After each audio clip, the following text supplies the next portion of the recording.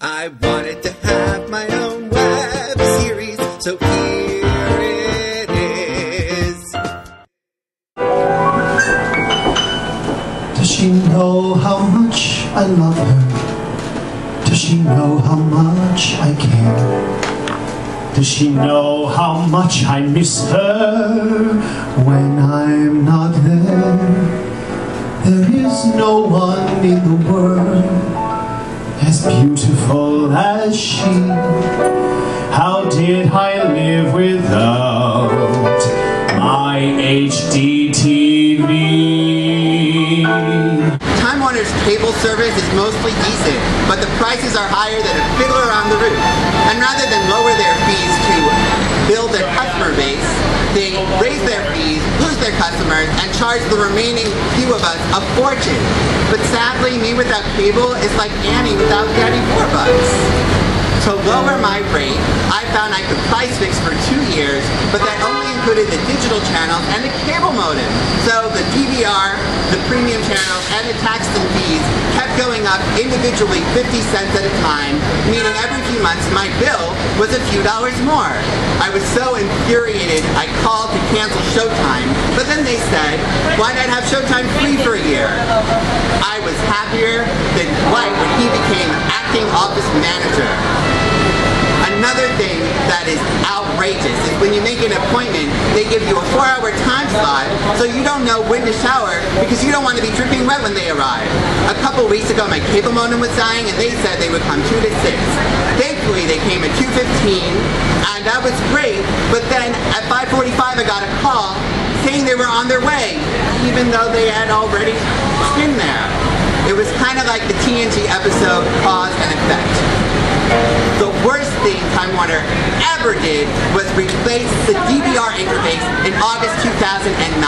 I wrote 5 irate letters, including one to a VP who never responded, listing 19 reasons why their upgrade was actually a downgrade, including the fact the clock no longer displayed seconds, the fact that when you record things back to back, you lose a few seconds on the beginning and the end of one, and most infuriatingly, you cannot reorder what deletes first because it's FIFO. One of the only things they did change in 2 years was allowing you to fast forward faster again, which is great, so I can skip more commercials since I haven't really seen one since I was a Toys R Us kid. Does she know how much I crave her? Does she know how far I go? Does she know how much I need to be in her loving glow? There is always so much drama, but that's how it's meant to be. How did I live before I got my HD TV? She's whiter than any peer, and for once that's a good thing. She displays whatever I want to see whenever I boot her. Her complexion's crystal clear, and an understood thing is that if I get sick of the noise, I can always mute her. The fullest I've ever seen my DVR is when I got back from Shanghai. Before I left, I had some tough decisions to make. When I watch TV, there are 3 categories. 1, watch with full attention on the couch. 2, watch with half attention while I am-ing. And 3, watch with minimal attention while I'm doing other things. Although if I'm doing a shitload of other things, I usually switch to music because that requires even less attention. But I always need some sort of background noise because I cannot stand the sound of silence. The first thing I needed to do was clear my DVR of all those shows I love and watch on the couch, and thanks to the winter hiatus, I was able to catch up just in the nick of time. Then I invited some friends over to watch all those Hitchcock movies I had accumulated over the years, and we got it down to one movie, The Paradigm Case, which I still haven't seen, but we got the DVR down to an unprecedented 3%. Next, I looked at the background shows I watch, which are mostly daily shows like The Daily Show, but I didn't want to miss all of those because I get a lot of my news from John and Conan, so I set those to only delete if space was necessary. Finally, I deleted my season passes for HBO and Showtime shows, knowing I could just catch those on demand, and I was left just with the shows I watch on the couch. When I got back from Shanghai, my DVR was at 99%, but I had managed to save every show I love, plus I had only missed 7 Jeopardies, 6 Conan, and 5 Daily Shows, and it only took me 4 months to catch up completely. And yes, I do realize I'm going to end up like Mike TV did when the Oompa Loompas shrunk him and put him in the television. Does she know how much I pay to keep her full of choice? Gazing at her smooth face fills me with rejoice. That old cliche is wrong. The best things in life aren't free. Yes, it was a wise investment. My HD TV, her image can be manipulated with the huge remote panel, and whatever's on her agenda, she's always willing to share. And if I get bored or frustrated, I can change the channel. Plus she has an enormous, luscious pair of speakers.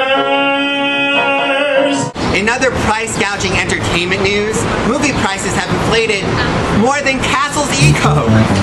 I have seen every Harry Potter movie in the IMAX at the midnight showing, and every year the price is engorged more than... never mind. One way of reducing costs I found was by joining Fandango's reservation reward program. I was buying a ticket when a pop-up popped up asking if I wanted $10 back. I thought, this is probably not worth it, but after saying no a few times, they said, why not a free ticket? And I thought, sure. So I joined and found out that members get $10 back monthly anyway. So I got the free ticket and $10 back, and then I promptly canceled before 30 days to avoid the monthly fee. But then I went to use the gift certificate and they asked if I wanted to join the reservation reward program. So I said, sure. I got another free ticket and then $10 back on the ticket that I didn't actually spend money on. I did this 4 times until they went out of business, like what almost happens to the bar in the final episode of Cheers. Another way to save on costs is to go movie hopping. First, print out the schedule with all the starting and the ending times. Next, choose the movie that you are most apt to pay for. Start there, then map out your day, leaving 5 to 10 minutes between the ending and the starting time because previews vary in length from genre to genre. Next, go see your first movie, then saunter nonchalantly to your second, and your third, and your fourth. The most I've ever movie hopped in a day is 5. I almost went for a 6th, but I was as overloaded as Chuck when he first got The Intercept.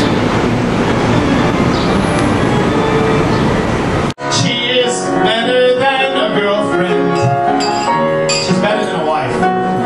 Since I don't have to do a thing to keep her in my life, and I never have to speak, she just talks to me, and she never tells me what to think. In fact, I've been thinking less and less, and she never minds it when I drink, which I've been doing a lot of. I confess, but at least I know that I have a lifetime guarantee. Oh, I shall never leave her. My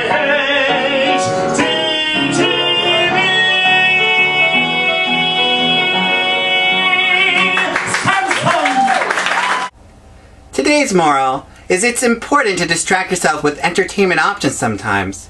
Also, if you're home as often as I am, it is important to have a studio, which is next week's topic. See you then on Everyday a Little Seth.